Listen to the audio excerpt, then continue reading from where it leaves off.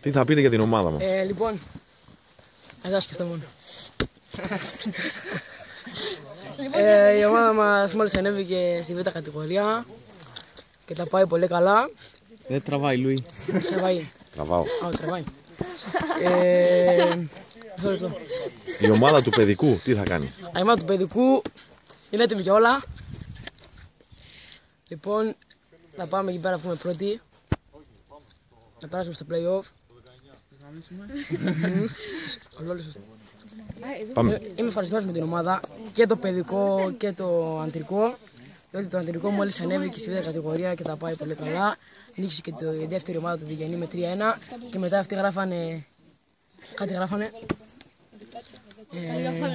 Ναι. Συγχαρητήρια γράφανε για την ομάδα μας που πήγε πολύ καλά. Όχι, δεν γράφανε αυτό. Γράφανε για το γήπεδο.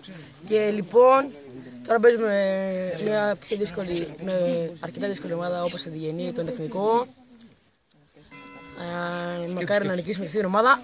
Μακάρι. Και θα είναι πιο. Θα ανέβουμε στην Α κατηγορία. Θα είναι πιο πολλές πιθανότητες. Πρωταθλητής χειμώνα.